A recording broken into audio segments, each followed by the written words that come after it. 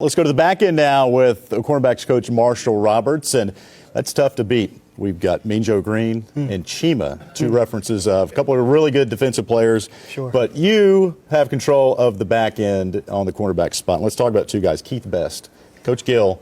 Everybody calls this guy maybe the steal of the class. A lot of FBS offers. A little bit injured right now, but he's on the mend. Yeah. So Keith Best, what can you tell us about him? You know what? Coach Singletary and Coach Wimberly really did a great job with this kid down at Tucker. We really loved on him and let him know that we were willing to invest our time, our resources, and our coaching and our ability to model, teach, train, and mentor this young man. And he's very unique. And he has all the ability and skill sets that it takes to be very special at the position. I remember talking to you a couple of years ago when Chris Turner first got on campus. You were speechless. Your eyes got really big. Coach Gill kind of talked to us about Keith Best. He's a young version of Chris Turner. So when you think of those comparisons, we all know how good Chris Turner is. How good can Keith Best be? Well, the sky's the limit. I mean, his body is really more developed than what Chris's was when he first got here. And this kid's going to be a big, physical, athletic kid. It's going to be fun to coach him.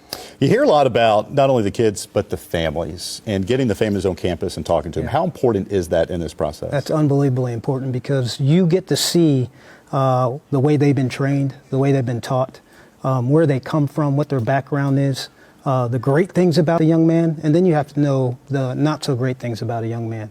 So getting to know the family, really getting to know the kid and how he's hardwired is super important. And the second guy, Kamani Donaldson out of Jonesboro, Georgia. Yeah, I love Kamani. Yeah. Kamani's smart.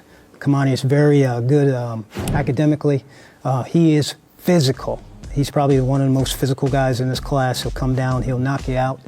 And I'm really excited about him because his ceiling, his upside, there's no telling how good he's going to be because he's got all the intangibles that let us know he's going to be pretty good. Coach Gill also talked about his ball skills. When you hear that reference, what are we talking about? Oh, man. Well, see, he played some wide receiver, but the year before he had most of the interceptions. This year they stayed away from him, but he has the ability to make a play. I don't want to lead the nation in PBUs. We want interceptions. We want the ball to change and give it back to our offense.